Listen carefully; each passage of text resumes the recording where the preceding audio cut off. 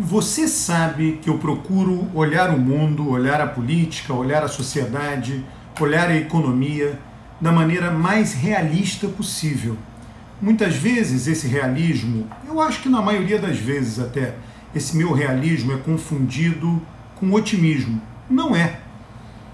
Nós já temos evidências empíricas sólidas quando você toma a história do mundo em que vivemos, a história de todo mundo, até mesmo da África, que nós sabemos que tem uma condição econômico-social pior que a do nosso país.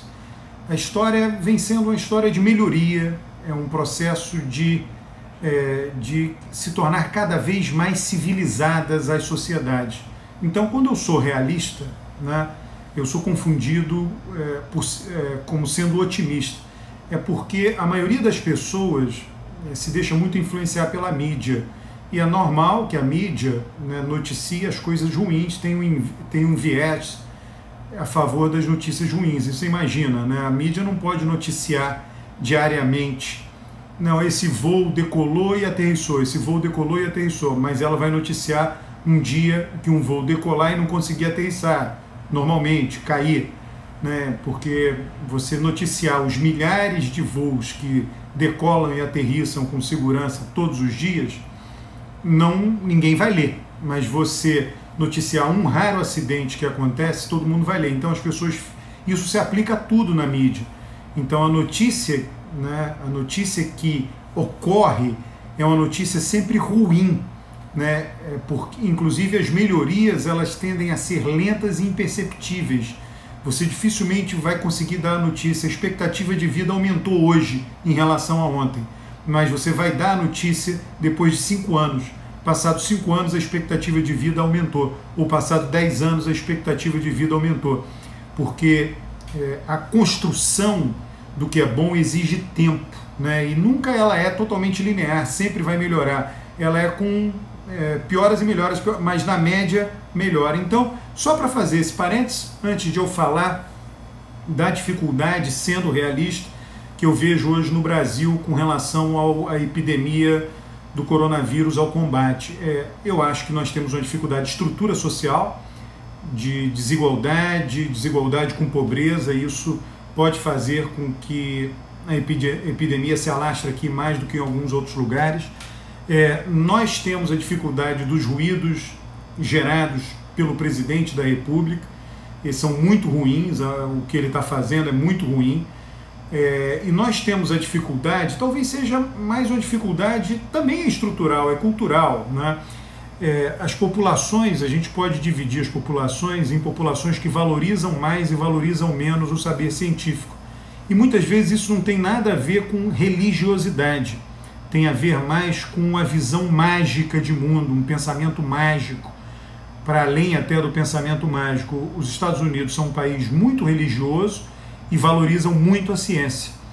A Europa, né, tem países, a República Tcheca é pouco religioso e valoriza muito a ciência. Então, essas coisas podem vir combinadas ou não, tá? Então não há um determinismo nisso. O que existe é uma característica da religião de fazer com que as pessoas acreditem em mágica. Então, a religião nos Estados Unidos ela é menos propensa a que tenha fiéis ou que ela tenha interação com os fiéis acreditando em mágica. O que eu digo uma mágica? Botar a mão em cima da cabeça, fazer a tal oração, orar e dizer agora está tudo resolvido. Isso não tem na religiosidade norte-americana, não como existe na religiosidade brasileira. Então o que eu acho? O nosso ambiente social, em função dessas características antigas, culturais, talvez até, né, o nível de escolarização, ele faz com que as pessoas acreditem muito fortemente no destino, se aconteceu é porque tinha que acontecer mesmo.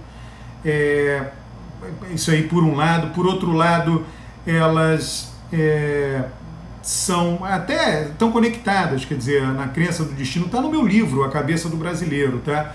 Quanto menor a escolaridade da pessoa, mais a pessoa considera que há um destino pré-determinado, né? Então essas pessoas eventualmente vão dizer para os mortos, né, vendo a catástrofe dos mortos, Não, isso era destino, a humanidade contratou isso, a humanidade foi contra Deus e aí Deus castigou. Quer dizer, é um pensamento que tem um elemento muito mágico nisso aí.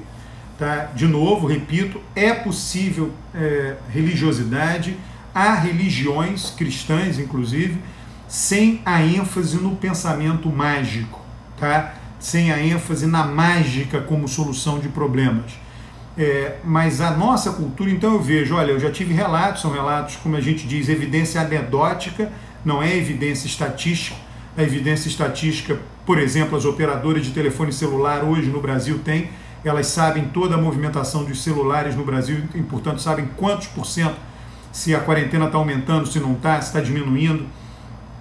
Tá? Mas, assim, a evidência anedótica de Rio de Janeiro, onde eu me encontro no momento, de conversas com as pessoas, tem mais gente na condução, tem mais gente fazendo exercício no calçadão das praias, na lagoa, né? Então isso daí é uma péssima notícia. Isso daí é uma péssima notícia. Nós podemos estar dando passos. Eu chamei a atenção num vídeo anterior que tinha uma boa notícia para o Brasil. A vantagem do atraso, né, da pandemia ter chegado atrasada no Brasil, a vantagem é que nós vimos o noticiário da Europa, em particular da Itália, e ficamos mais bem preparados para isso. E a quarentena começou começou a ser realizada quando veio esse noticiário da Itália. Tá? Então eu acho que a gente entrou numa quarentena precoce, sim. Né? Acho que a gente tem um sistema de saúde, nenhum sistema de saúde do mundo está preparado para isso. O sistema de saúde ele opera para a normalidade. Ele não opera, seria um desperdício de recursos público, privado, não importa, seria um desperdício de recursos você ter um sistema de saúde ocioso esperando chegar uma pandemia. Então nenhum sistema de saúde está preparado para isso. Mas o nosso, ele tem, digamos assim, a espinha dorsal do nosso sistema de saúde, ela sabe lidar com o que está acontecendo. Ela sabe lidar, ela tem conhecimento acumulado, tem práticas acumuladas para lidar. Tá? Em que pese, como todo sistema de saúde, repito, não ter a infraestrutura necessária. E existem problemas operacionais claros, né? Todos esses equipamentos de proteção individual, os EPIs, né, que são fundamentais para quem trabalha nos hospitais, o nosso mundo, a indústria, né, eu fico assim, me causa por dentro, fico moído por dentro, quando eu vejo o Jornal Nacional dando uma cobertura para uma fabriqueta em Juiz de Fora, uma fábrica simples, em que a pessoa está querendo fazer máscaras, não tem um insumo. Quer dizer, isso não era para ser um problema, né? Então nós perdemos a nossa indústria, nós temos dificuldade de fazer com que a nossa indústria mude a linha de produção, o que restou dela, mude a linha de produção e produza, né, máscaras, equipamentos de respiração. Está sendo feito, tem muita coisa sendo feita, mas são coisas numa proporção muito pequena, não é a escala exigida pela atual crise, né? Nos Estados Unidos é muito interessante, tem uma lei norte-americana que é da pós-Segunda Guerra Mundial, na qual o presidente em situação de emergência pode determinar praticamente uma ditadura, mas é isso, momentos de emergência, momentos especiais, são tomadas medidas especiais. Ele pode determinar o que as fábricas vão fazer, e o Donald Trump acabou de fazer isso, com a fábrica da GM, determinando que ela passasse a fabricar tudo o que é necessário para a população se proteger. Olha, não adianta, né, nós ficarmos achando, já está havendo uma ruína econômica, uma ruína na qualidade de vida de todo mundo, mas o que vem em primeiro lugar são as vidas. O que vem em primeiro lugar é a unidade das famílias, das amizades, das relações sociais que nós temos. Isso é que precisa ser protegido agora, neste momento. Passado isso, né, como de vez em quando alguém posta, algum prefeito fala, algum governador, se o negócio acaba, a gente consegue fazê-lo voltar à vida. Agora, se uma vida acaba, a gente não consegue ressuscitar essa vida. Então a gente tem que começar por isso. Eu acho que a sociedade brasileira está mobilizada. mas eu infelizmente trago esses elementos aí que são elementos que, enfim, eu pensei hoje em função dessas evidências anedóticas que eu encontrei, né, que é isso, o mundo é complexo, eles são contrários ao vídeo que eu gravei ontem, né, então tem um lado positivo, um lado que indica uma direção boa e um lado negativo, né? Vamos ver, ninguém sabe qual dos dois irá preponderar no nosso caso, aqui no caso brasileiro. Obrigado por ter me ouvido, inscreva-se no canal, curta o vídeo, comente os vídeos. Um grande abraço.